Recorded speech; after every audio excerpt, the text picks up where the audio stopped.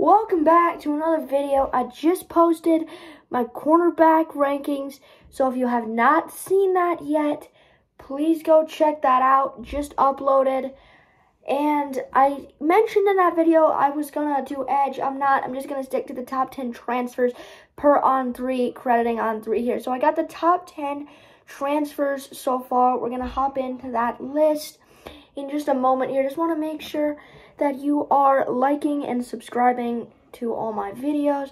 I would appreciate it. I'm just doing this for fun, so I would appreciate if you guys liked and subscribed. Really help me out. But outside of that, gonna hop into my top 10 transfers after week 2. And starting off at number 10 is USC D-line Bear Alexander, transferred from Georgia. He was completely massive through the first 2 weeks for USC. He's big. He's like 6'4", 300 pounds. They call him Big Bear Alexander, obviously. Bear Alexander. Transferred from Georgia. Obviously, Georgia's the powerhouse. Was, I think, a former 4-star recruit out of the state of Georgia. Committed to Georgia, obviously, because everybody wants to play for their incredible defense. And then transferred to USC. He's now a sophomore, and he's been excellent so far. So we got to credit Bear Alexander. He's been excellent. And then at number 9 is another USC Trojan, and that is running back Marshawn Lloyd. I believe transferred from South Carolina, but he's been great. Was great in week 1 against Nevada. He was great. In week 2, he was also great. In week 0, obviously they were one of 2 ranked teams to play in week 0. He was tremendous. So Marshawn Lloyd has looked like one of the better running backs in the nation. And I think, again, both these guys transferring into USC. So USC has 2 people on this list. I think with that, it's kind of about USC now kind of getting together. Are they one of the best teams in the Pac-12? Yes, they are. They're going to have to compete against Washington, Oregon State, Washington State, UCLA, Colorado's doing great. Again, they have a game against Colorado coming up in 2 weeks. And I feel like USC right now has to continue to build momentum on this defense.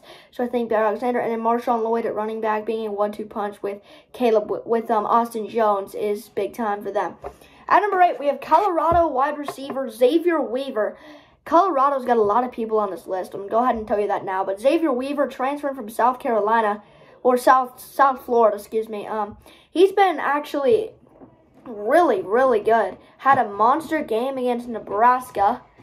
Had a monster game against TCU. He has been one of the go-to targets for Shedeur Sanders. And I think Xavier Weaver has been able to get himself open. He's got over 3 touchdown catches. He's probably over 400 yards receiving. He's been one of the best transfer wideouts in the nation.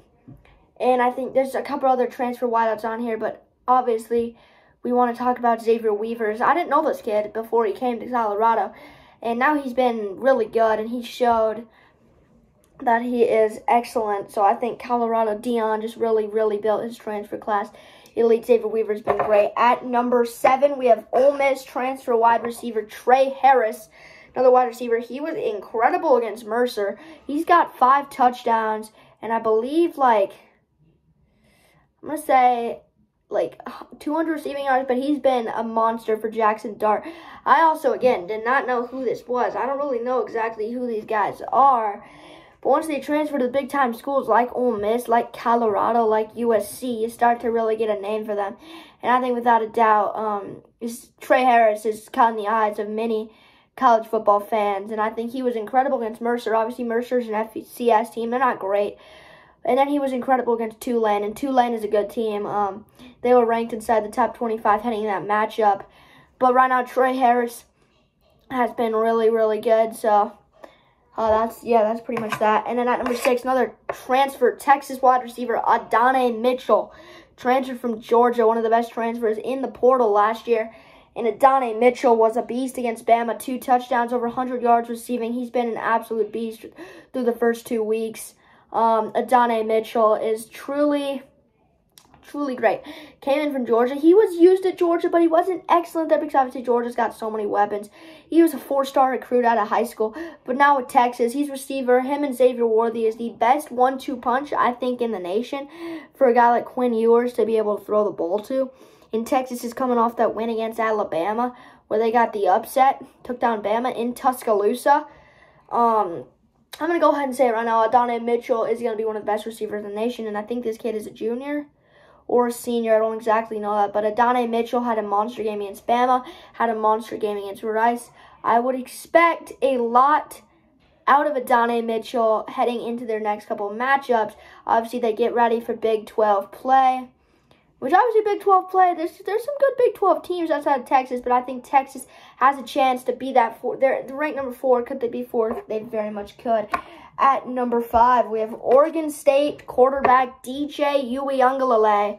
The transfer from Clemson has been excellent through the first 2 weeks for Oregon State. Oregon State ranked 16th right now, 2-0. They dominated San Jose State. DJ Uiagalelei was an absolute menace in that game. They just dominated UC Davis. He was a menace there. So Oregon State, another, I think, breeze game it is. But they do play Washington State next week. In week 4, that's September 23rd. And Washington State is an excellent corner in Cameron Ward. But yeah, DJ Uiagalelei was a little inconsistent. Wasn't great with Clemson, but he has been great to begin the year for Oregon State. And I'm going to say, Oregon State is a chance to maybe be a Pac-12 dark horse this year. I actually think Oregon State is really good this year.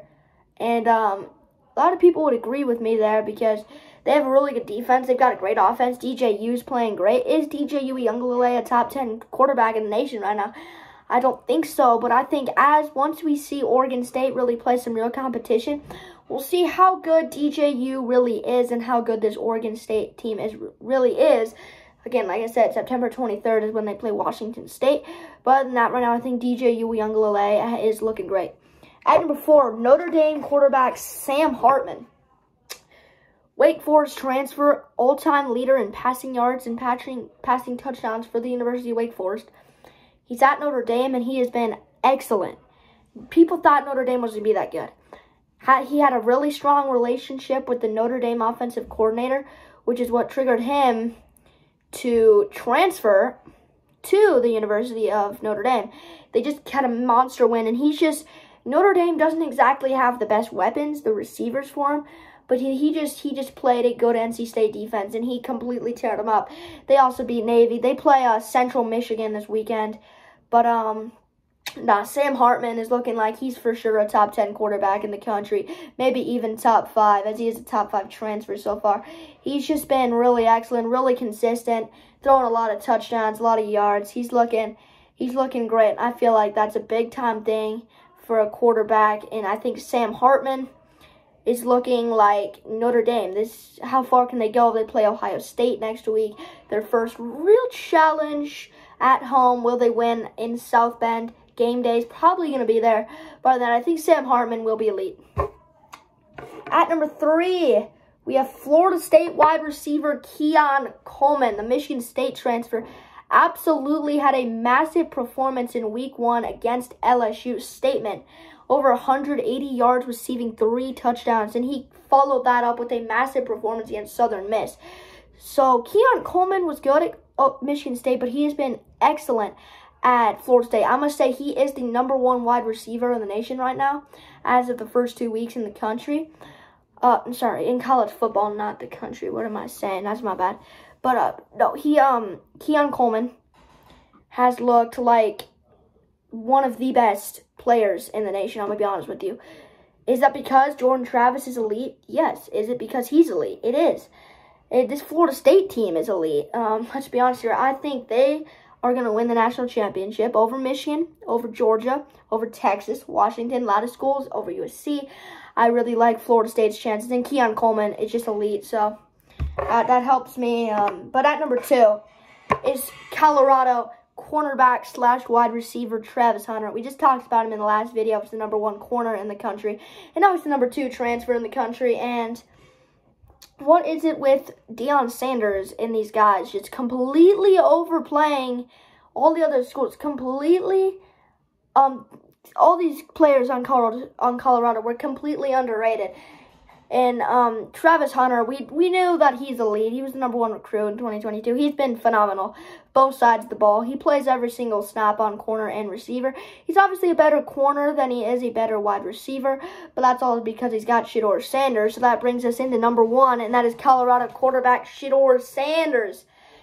Shedeur Sanders, transferring from Jackson State, was good at Jackson State, but right now he has been absolutely incredible. Over 960 passing yards and 10 touchdowns through just 2 games. He's the Heisman frontrunner with Caleb Williams and Michael Penix and Bo Nix. All 4 of those guys play in the Pac-12, just to note. But nah, Shedeur has been excellent, and I feel like this Colorado team could win.